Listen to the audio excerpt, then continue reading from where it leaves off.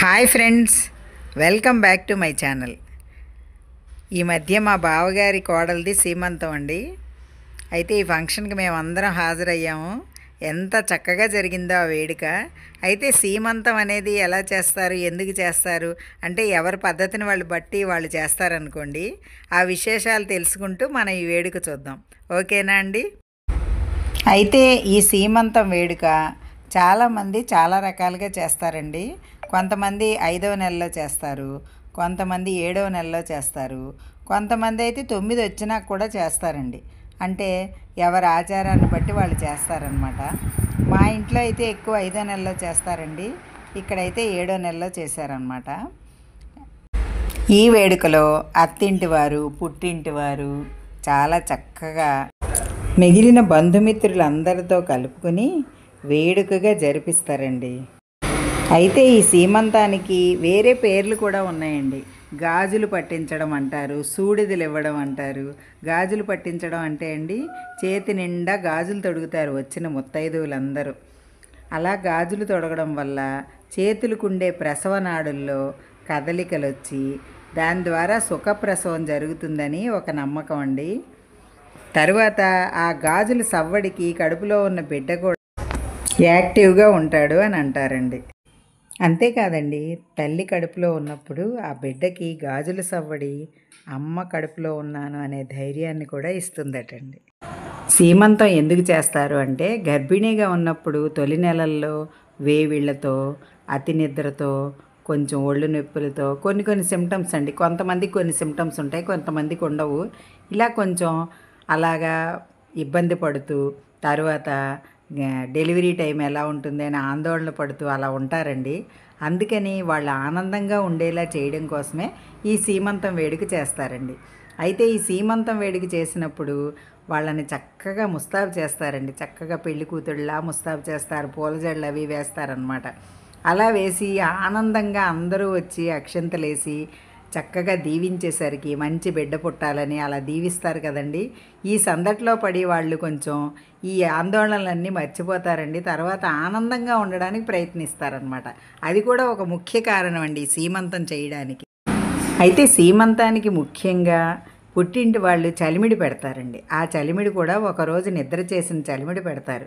అసలు ఏ శుభకార్యానికైనా నిద్ర చేసిన చలిమిడే పెడతారండి.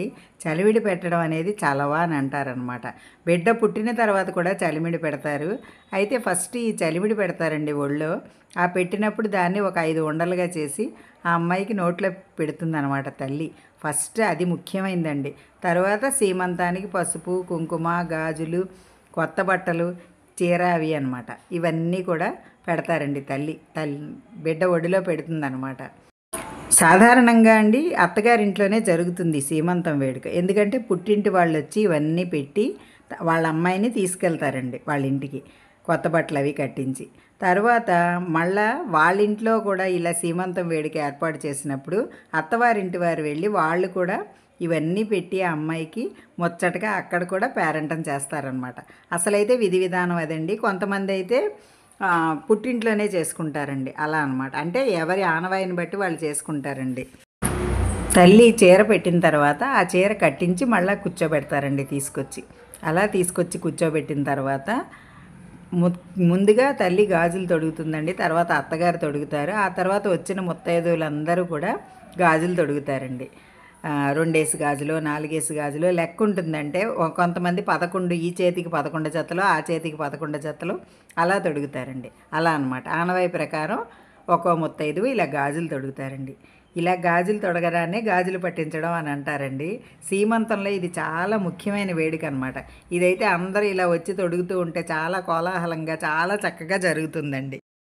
అయితే ఇలా చలిమిడి, బట్టలు, పసుపు, కుంకుమ, పూలు ఇవన్నీ ఇచ్చేటప్పుడు అండి వాటితో పాటు అన్ని రకాల స్వీట్స్ ఇస్తారండి. కొంతమంది 5 రకాలు ఇస్తారు, కొంతమంది 9 రకాలు ఇస్తారు, 9 మంది, కొంతమంది 11 రకాలు ఇస్తారు. ఇలా అనమాట అండి. ఇక్కడ పుట్టింటి వాళ్ళు చేసే వేడుక కాబట్టి వాళ్ళు కూడా అలా చాలా రకాలు ఇచ్చారండి. అలాగే నగలు ఇచ్చారు, పిల్లకి వెండి సామాను ఇచ్చారు. అలా అనమాట. అంటే మనం చేసుకునేదాన్ని బట్టి అండి, మన వీలుని బట్టి కొంతమంది తక్కువగా చేసుకుంటారు, కొంతమంది ఎక్కువగా చేసుకుంటారు. అలా అనమాట అండి. రకరకాలుగా చేసుకోవచ్చు. వేడుక అనేది మన ఇష్టం కదండి. కానీ ఏదైనా సరే సీమంతం వెనకాల ఉన్న అంతరార్థం మాత్రం ఆ అమ్మాయి హ్యాపీగా ఉండడం అండి. అయితే ఇలా ఇచ్చిన స్వీట్లన్నీ అండి వచ్చిన ముత్తైదువులందరికీ పంచుతారనమాట. తర్వాత ఇళ్ళకు కూడా పంపించుకుంటారండి. అన్ని రకాలు కలిపి అందరికీ పంపిస్తారండి. సీమంతంలో ముఖ్యంగా జరిగే ఈ వేడుకండి. అయితే ఇక్కడ చాలామంది ఆ అమ్మాయికి చీరలు కూడా పెట్టారండి. అది మన ఇష్టం అండి.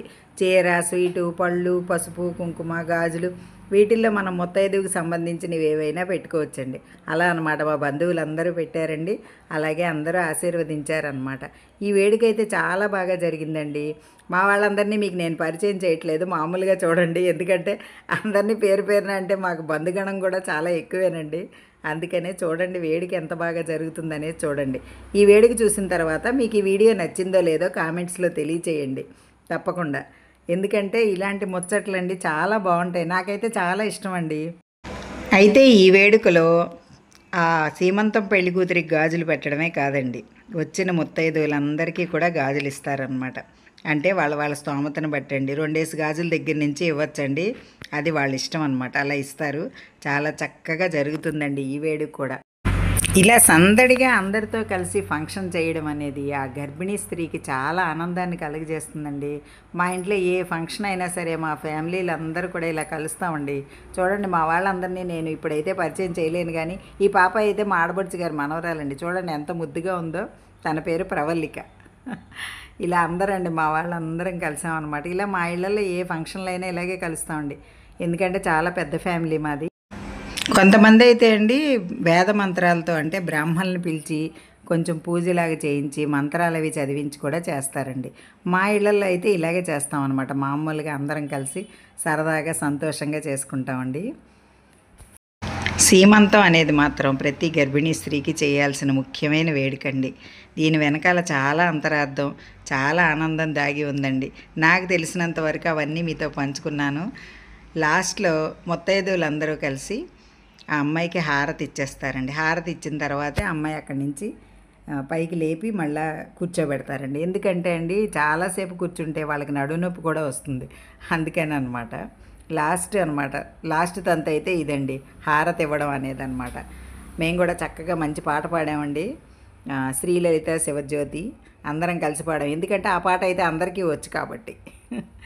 చాలా బాగా జరిగిందండి ఈ వేడికి కూడా. కాకపోతే ఆ సాంగ్ కూడా మీకు పెట్టాను అనుకోండి బోరు కొట్టేస్తుంది అనమాట.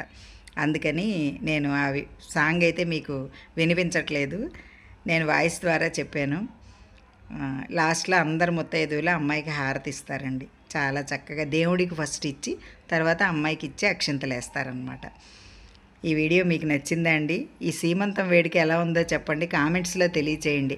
ఎందుకంటే చెప్పాను కదండి, నాకు తెలిసిన విషయాలు మాత్రం మీతో పంచుకున్నాను. మీకు ఈ వీడియో నచ్చిందనుకోండి లైక్ చేయండి, షేర్ చేయండి. మరిన్ని వీడియోస్ కోసం నా ఛానల్ సబ్స్క్రైబ్ చేయండి. ఈ సీమంతం పెళ్లి కూతురిని మీ అందరూ కూడా ఆశీర్వదించండి. మంచి బిడ్డ పుట్టాలండి. చాలా వేడిగ్గా చక్కగా జరగాలి మిగతా ఫంక్షన్స్ కూడా. నా వీడియో చూసినందుకు థ్యాంక్ యూ. వీళ్ళు మా ఆడపడుచులండి.